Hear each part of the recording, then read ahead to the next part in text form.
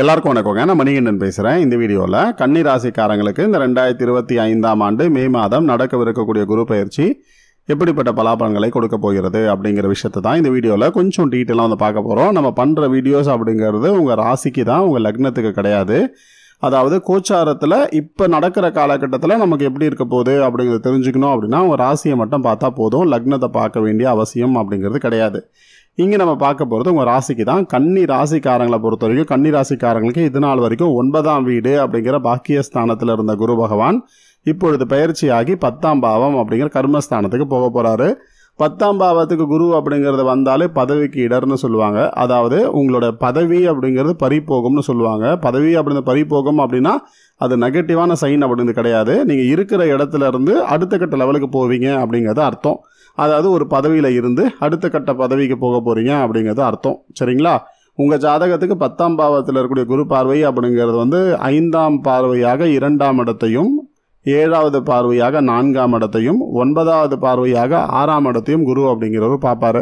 அப்போ 2ஆம் பாவத்துக்கு குரு பார்வைங்கிறது கிடைக்குது அப்படிங்கிறதுனால 2 அப்படிங்கிறது தனஸ்தானம்னு சொல்லுவோம். குரு அப்படிங்கிறது தனக்காரகன்னு சொல்லுவோம். அப்போ 2ஆம் இடத்தை பார்க்குறாரு அப்படிங்கிறதுனால உங்களோட குடும்பத்தில் மகிழ்ச்சி அப்படிங்கிறது கட்டாயம் இந்த காலகட்டத்தில் இருக்கும் அப்படிங்கிற சொல்லலாம். பொருளாதாரத்தில் எந்த விதமான பெரிய ஒரு பிரச்சனையும் வராது அப்படிங்கிற சொல்லலாம்.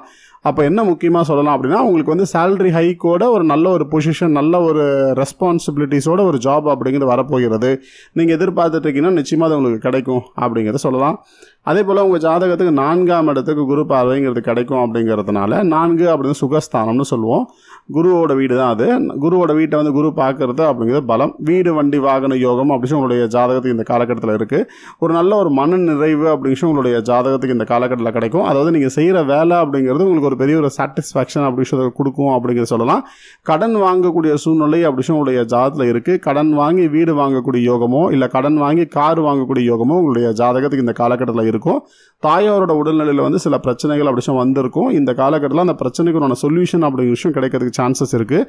அப்போ ஒரு மைனர் சர்ஜரி அப்படிங்கிறது கூட அவங்களுக்கு நடக்கிறதுக்கு வாய்ப்பு இருக்குது. பட் அவங்களுக்கு ஒன்றும் பெரிய லெவலில் பிரச்சனையை கொடுக்காது அப்படின்றத மட்டும் புரிஞ்சுக்குங்க. 6ஆம் இடத்துக்கு குரு பார்வைங்கிறது கிடைக்கிறது அப்படிங்கிறது பலம். சனியோட வீடு அது. அப்போ 6ஆம் இடத்துக்கு குரு பார்வைங்கிறது கிடைக்கும் அப்படிங்கிறதுனால இந்த காலகட்டத்தில் நிறைய சர்வீஸ் அப்படிங்கிறது இந்த காலகட்டத்தில் நீங்கள் செய்ய போகிறீங்க அப்படிங்கிற சொல்லலாம். 6ஆம் இடம் அது ரோகஸ்தானம்னு சொல்லுவோம். உங்களுக்கே ஹெல்த்தில் ரொம்ப நாளாக ஒரு ப்ராப்ளம் இருந்துட்டு இருந்துச்சுன்னு வச்சுக்கோங்களேன். இந்த காலகட்டத்தில் அந்த ப்ராப்ளம் அப்படிங்கிறதுக்கு சொல்யூஷன் அப்படி உங்களுடைய ஜாதகத்துக்கு கிடைக்கும் அப்படிங்கிற சொல்லலாம். அதாவது இந்த ப்ராசஸ் அப்படிங்கிறது எல்லாமே ஸ்லோவாக தான் நடக்கும். எதுவுமே வேகமாக நடக்காது அப்படிங்கிறத மட்டும் புரிஞ்சுக்குங்க.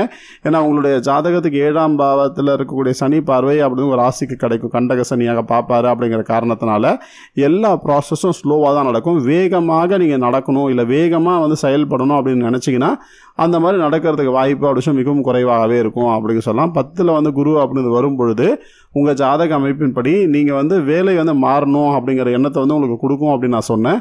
அதே போல் நீங்கள் ஒரு பிஸ்னஸ் அப்படி விஷயம் நீங்கள் பண்ணிட்டுருக்கீங்க அப்படின்னா கூட அடிஷ்னலான ஒரு பிஸ்னஸ் அப்படி பண்ணணும் அப்படிங்கிற எண்ணம் விஷயம் உங்களுடைய ஜாதகத்துக்கு வரும். ஒரு வீடு வச்சுட்ருக்கீங்க அப்படின்னா இன்னொரு வீடு வாங்கலாமா அப்படிங்கிற எண்ணம் விஷயம் உங்களுடைய ஜாதகத்துக்கு வரும். அதாவது இது தேவையா, இது அவசியமா அப்படிங்கிறத மட்டும் யோசித்து விட்டு அதன் பிறகு நீங்கள் செயல்முறை அப்படிங்கிறது படுத்துவது நல்லது. இந்த காலகட்டத்தில் உங்களுக்கு கடன் கிடைக்கும் அப்படிங்கிறதுனால நீங்கள் தாராளமாக நீங்கள் கடன் வாங்கி நீங்கள் என்ன வேணாலும் பண்ணலாம் அப்படிங்கிற அர்த்தம் கிடையாது.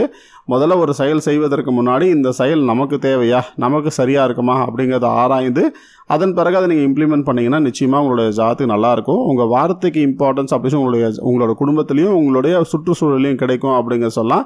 ஏன்னா நீங்கள் ஒரு வார்த்தை சொன்னால் அந்த வார்த்தைக்கு பார்த்தீங்கன்னா மறுபேச்சு பேச மாட்டாங்க. இந்த 2025ஆம் ஆண்டு இந்த குரு பார்வைங்கிறது இருக்கும் அப்படிங்கிறதுனால இந்த மதிப்பு மரியாதை அப்படி கூடும் அப்படிங்கிறத சொல்லலாம். அதே போல் உங்கள் ஜாதகத்தை பொறுத்த வரைக்கும் 4ஆம் பாவம் அப்படிங்கிறது சுகஸ்தானம்னு சொல்லுவோம் இல்லையா. 4ஆம் பாவம் அப்படின்னு வீடு வண்டி வாகனம்னு சொல்லுவோம். 4ஆம் இடம் அப்படிதான் மன நிறைவுன்னு சொல்லுவோம். அப்போ இந்த காலகட்டத்தில் ஒரு மனநிறைவோட ஒரு வாழ்க்கை அப்படிங்கிறது இந்த 2025ஆம் ஆண்டு குரு மாறினதற்கு பிறகு இருக்கும் அப்படிங்கிறதுல எந்த ஒரு சந்தேகமும் கிடையாது. உங்களுக்கு என்ன தசை நடக்குது, உங்களுக்கு என்ன புத்தி நடக்குது அப்படிங்கிறது ரொம்ப முக்கியமான விஷயம். உங்களுக்கு நடக்கக்கூடிய தசாநாதனோ அல்லது புத்திநாதனோ இந்த கோச்சார குரு அப்படிங்கிறவர் பார்க்குறாரு அப்படின்னு நினச்சிக்கோங்களேன். இந்த பலன்கள் அப்படிங்கிறது ரொம்ப நல்லா பிரமாதமாக உங்களுக்கு வேலை செய்யும். இந்த கோச்சார சனி அப்படிங்கிறத பார்த்தால் மட்டும் கொஞ்சம் காம்ப்ளிகேட்டடாக இருக்கும் அப்படின்னு புரிஞ்சுக்குங்க. உங்களுடைய ஜாதகத்தை பொறுத்த வரைக்கும் தசாபுத்தி அப்படிங்கிறது தான் உங்கள் வாழ்க்கையை வழி நடத்தும் அப்படின்னு தெரிஞ்சுக்குங்க.